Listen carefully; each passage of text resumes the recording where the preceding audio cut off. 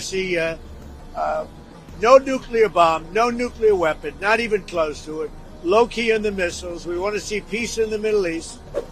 We want the nuclear dust. We're going to want that. So they called. I didn't call. They called. They want to make a deal. And we are very willing to make a deal. It's got to be a good deal.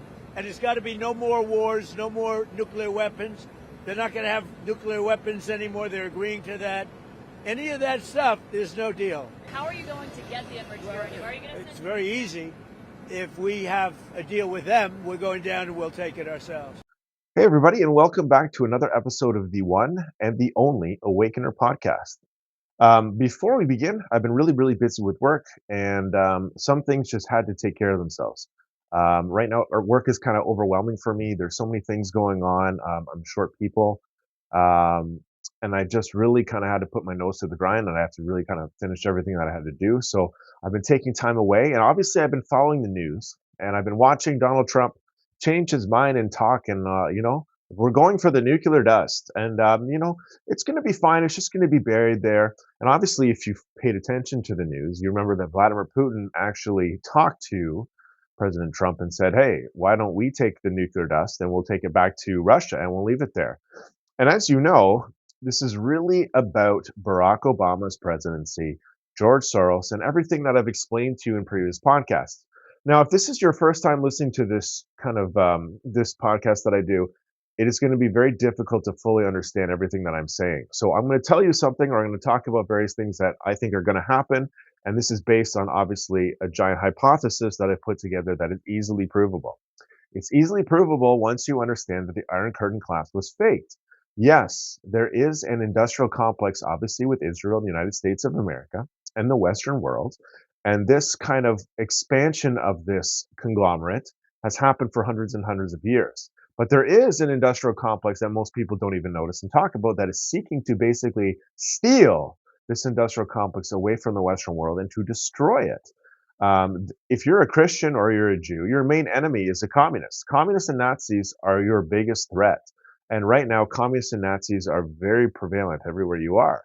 You can look at the people on the right who are crazy, and you can identify what they are seeking to do.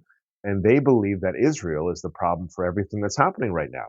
When you can analyze George Soros, and obviously he's a Jew, and you can find out, wait a second, his belief structure isn't anything pro-Israel whatsoever.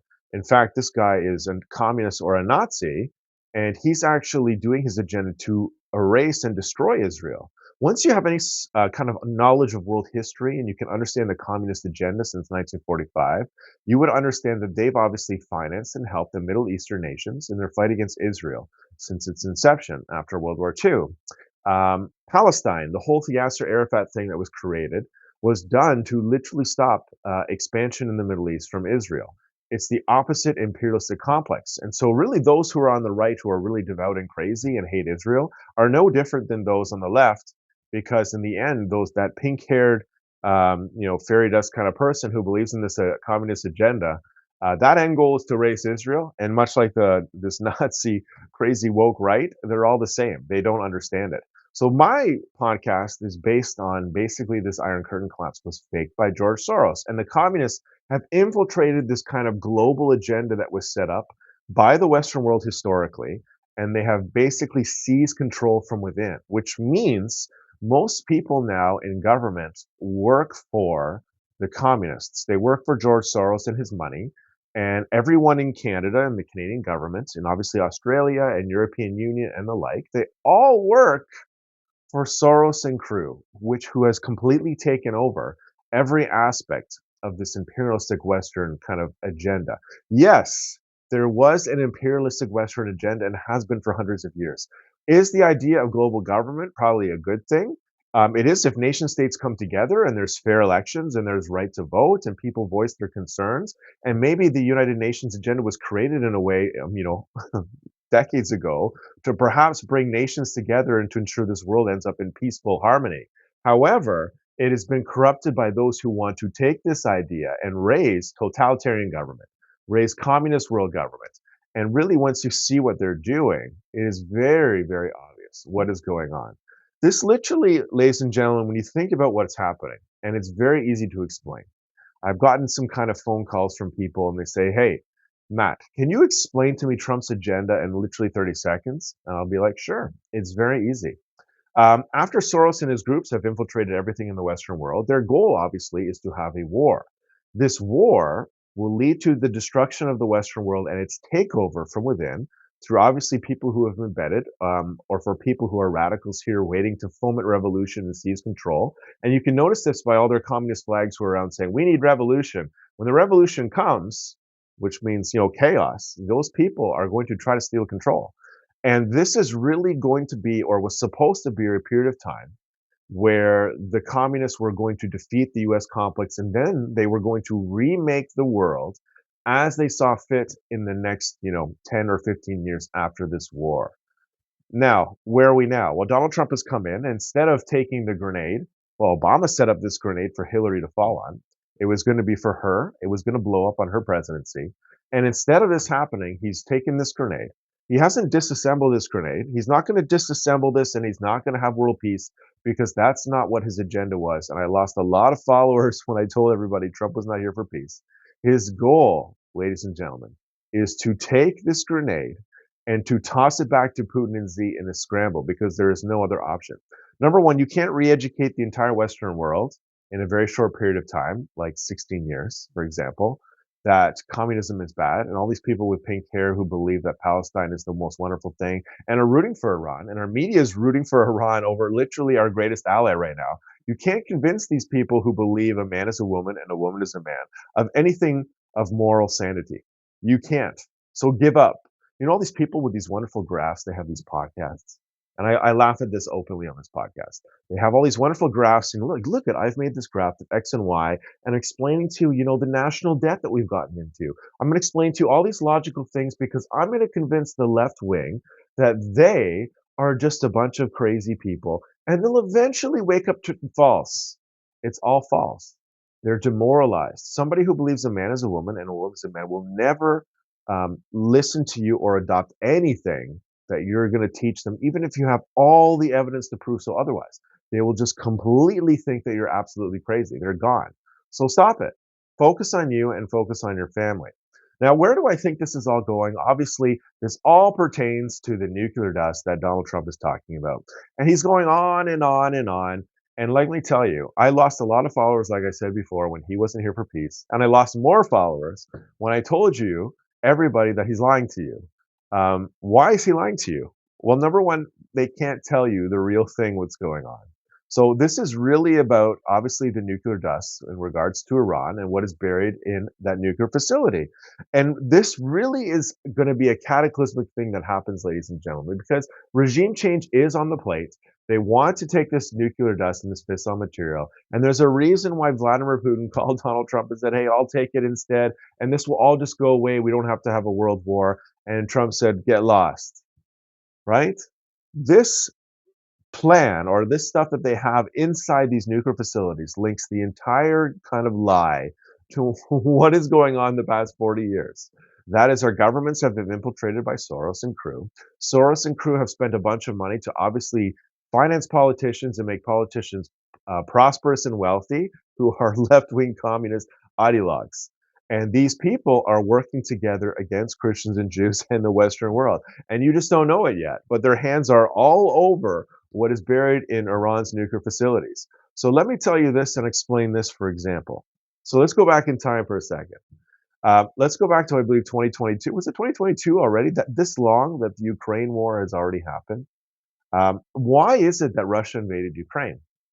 Well, I told everybody on this podcast, if you go back in time and listen to my old shows, that Russia invaded Ukraine because they were going to anyways on Hillary's presidency. They were going to start a massive war and drag the U.S. into this war. But why did they decide to do this, when Biden was there? And the reason why is Biden was under investigation for everything that was happened. And his connections to Ukraine and his son, and obviously the connections to Soros and his groups, which are working for Russia. Yes, everybody is working for Russia. They did not want the truth to come out. So Russia was forced to invade Ukraine to stop all the truth from coming out for all of these investigations that to connect that country to Soros, to the Soviet Union, and etc.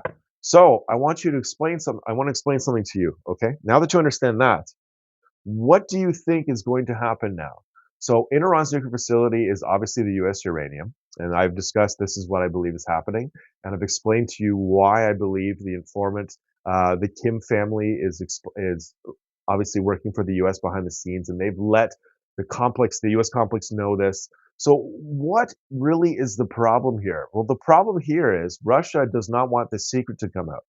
Putin has called Trump and said, "Hey, we'll just take it. We're going to bury it. Let's not have a world war." And Trump's like, "No."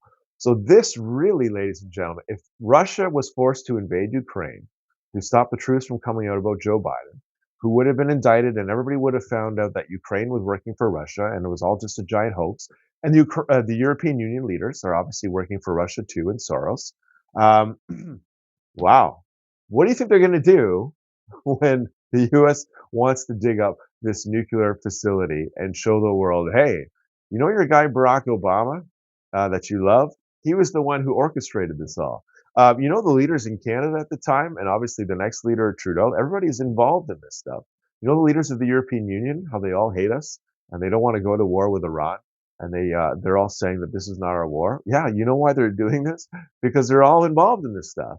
Realistically, this is all about stopping the truth from coming out. The enemy is imploding itself, and it's actively happening for everybody to see. Now, what do I think is going to happen? I told you that this was going to go on for a long, long, long period of time. And if you look at my previous videos and how I explained it, it was because there were so many people who are willing to take places in government. This is about not Iran. Obviously, there's a good citizens there. They want their freedom, but there is a bunch of people in Iran that are obviously hardliners, and these people are not going to go away. They're all involved in the scheme, and there's obviously, if you look at Saudi Arabia and you look at Jordan, you look at all these other nations that surround Israel, like Turkey and Egypt, so on and so on. There's various, a large part of their populations, although they live in a nation that has kind of aligned themselves with Israel and said, okay, Israel can kind of exist, and we're going to align ourselves with the USA. These individuals are ready at a moment's notice to literally go to war against Israel. So Iran's major enemy, or I guess their Iran's major enemy is Israel. So their whole point in really kind of starting this war and kind of destabilizing all the rest of these Middle Eastern nations is literally through an attack on Israel, like I explained to you. And this really boils down to number one, obviously Soros and his groups, obviously Obama that I've talked about, but lastly, it's they only need one nuclear bomb, ladies and gentlemen. They don't need a bunch of nukes. They don't need all these ICBMs and things that everyone tells you that they're working on. They just need one nuclear bomb placed in outer space that will cut Israel's electrical grid, and the power will never come back on for 2 or 3 years, leaving Israel completely vulnerable with no tanks that work, no defense systems that work because all the power is out, and there you have it. And what do you think is going to happen to the rest of the Middle Eastern nations? They're going to have a huge problem on their hands with a lot of their citizens basically getting involved in this war. It's going to be madness. And that's what Iran was planning this entire time, and what I believe they're doing. So really, ladies and gentlemen, we're at a cusp of something happening here. It's going to take a little bit more time, so you do have time, and I wouldn't panic right away. But I do believe that something big is coming soon in the relative future. So this is a good time to obviously talk with your family, get some supplies, get some things in order, and yeah, because it's going to be crazy. And the U.S. complex, I've told you from the beginning, they're going to eventually tell people the truth. It's not going to be on the time that everybody wants. It's going to be on the time that is necessary. Because what is happening, ladies and gentlemen, is far bigger than the Manhattan Project.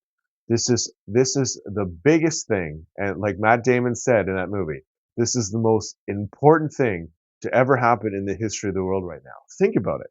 This is like my last podcast. This is the strategic undo of Barack Obama and his presidency. This is the removal of George Soros and his groups from the Western world, or part of it, at least the USA. We're going to see what happens to Canada and the EU. And obviously, this is the grand awakening to communism and how they're attacking our nations and what they really want to do with us. Everyone learned about communism back in 2017 when Trump started talking about all this stuff, and people are like, hey, communism. Oh, yeah, communism is bad, like this and this. People actually are going to experience it. This is what these people want. And are you going to trade your future and your freedom away for a loaf of bread, for a little bit of security. That's what Yuri Bezmenov said. Everybody was going to find out soon. Anyways, that's all for now. Sorry I haven't done a show. Like I said, I've been so busy with work. It's been so overwhelming. I'll do them as soon as I can. But keep watching the news and I'll keep you up to date. Thank you.